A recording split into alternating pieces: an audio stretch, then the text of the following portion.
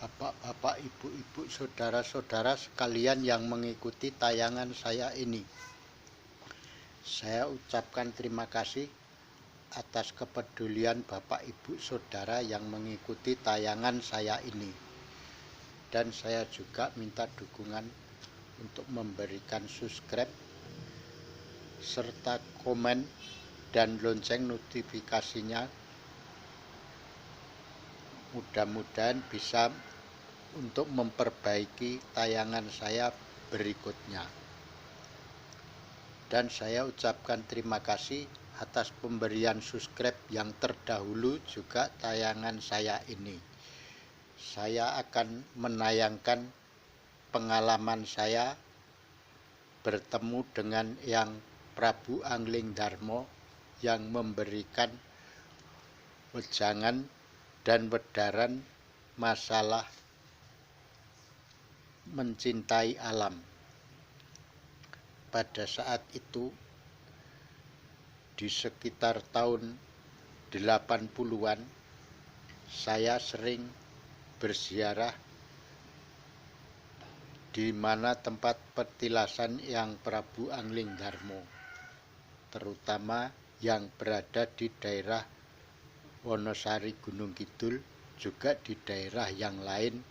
Saya selalu bertemu dalam meditasi maupun dalam mimpi dengan Yang Prabu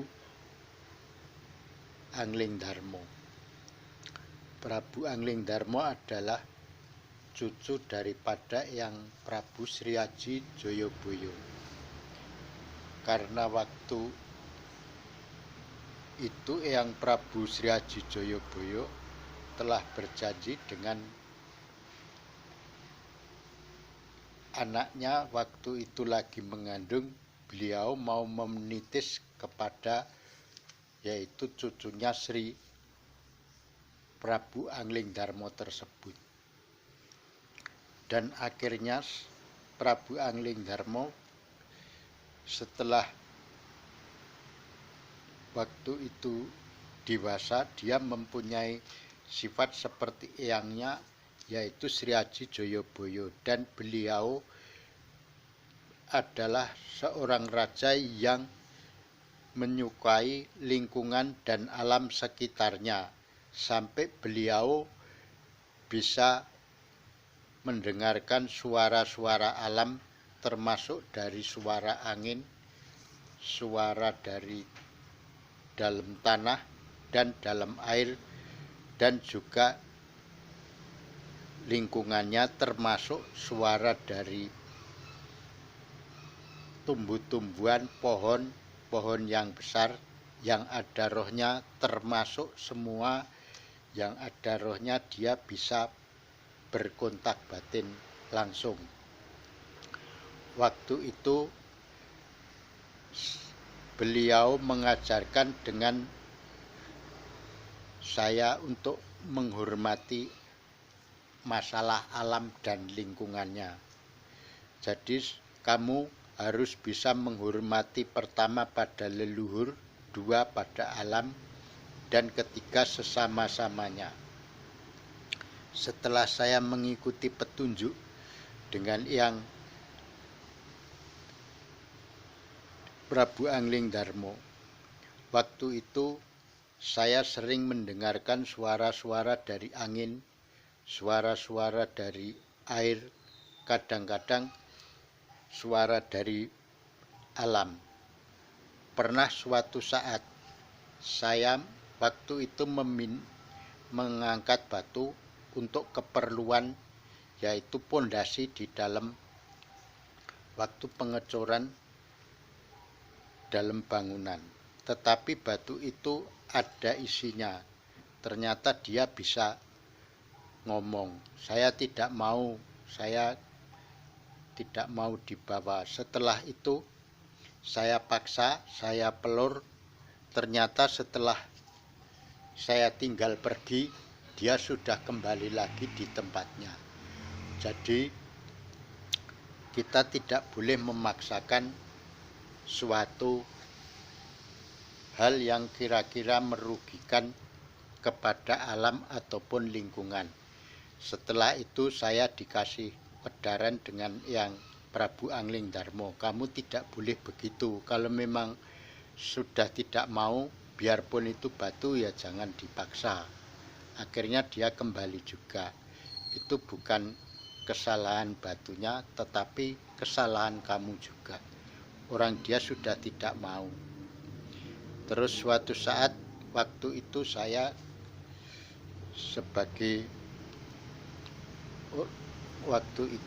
suka menebang pohon-pohon yang besar-besar, karena untuk menebang pohon yang besar itu tidak semua orang berani, termasuk resan-resan. Itu sebetulnya saya sudah diingatkan oleh Yang Prabu, kalau pohon yang besar itu kamu tanya dulu, nanti rohnya itu akan menjawab apakah maksudmu dan tujuan apa kamu menebang tersebut. Setelah saya praktekkan semua yang ada di dalam pohon itu turun, dan salah satu diantaranya mengatakan bahwa kalau pohon ini mau ditebang, mohon saya disempurnakan, dikembalikan ke asalnya.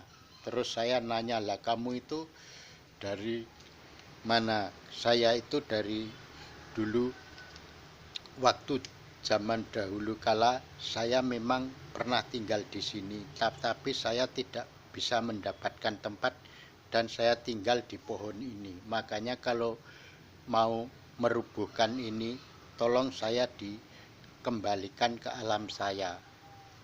Setelah itu saya baca doa untuk apa yang diajarkan oleh Yang Prabu, yaitu dengan Caraka Balik dan juga dengan Sastro Jindro Hayuningrat, untuk kembali ke alamnya. Jadi semua yang ada di sekeliling kita, kalau memang kita itu mau sesuatu, kita jawab dulu. Termasuk kalau kita mau mengambil air, termasuk kalau karena waktu dalam keperluan tertentu kita sering mengambil air. Nah, air itu di dalamnya juga ada rohnya, ada yang bisa kontak dengan kita. Biasanya berwujud seorang wanita cantik.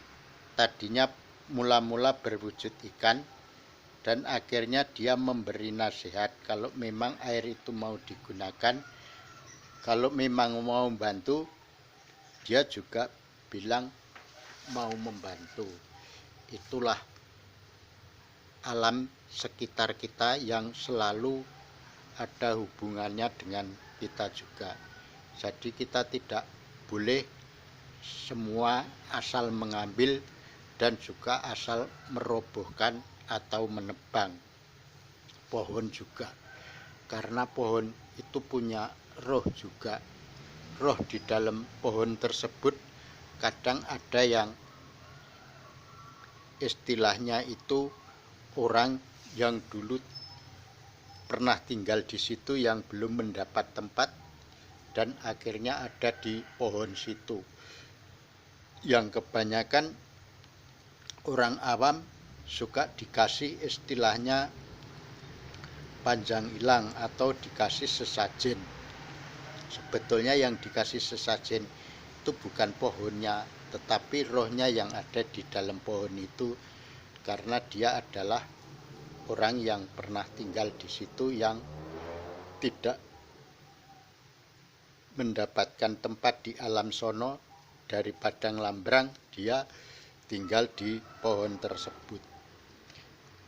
Karena saya sudah beberapa kali untuk menebang pohon-pohon yang ditinggalin oleh beberapa makhluk, diantaranya berwujud ular naga, berwujud harimau, yang kesemuanya setelah kita tebang itu berwujud manusia dan kita suruh menyempurnakan ke alam asal mulanya, kembali ke asal. Begitulah pengalaman saya bersama dengan Eyang Prabu Anglingdarma. Beliau mengajarkan tidak boleh merusak dan mengganggu lingkungan alam, karena alam di sekitar kita itu bisa menjadi sahabat kita dan bisa mendukung kita, terutama misal kita dalam pilkada, dalam pemilihan, itu biasanya alam dari angin, dari air itu udah menyuarakan sebelum hari H itu, misal suara A, semua di wilayah di situ terdengar suara A. Jadi semua yang ada di alam itu sebetulnya bisa membantu dan bisa mendukung kita. Itulah pengalaman saya bersama Eyang Prabu Anglingdarma. Dan bila mana ada kekurangan saya minta maaf, dan saya minta dukungan subscribe, komen, dan lonceng notifikasinya supaya selalu update untuk video saya selanjutnya. Terima kasih, semoga Tuhan melindungi kita semua. Amin.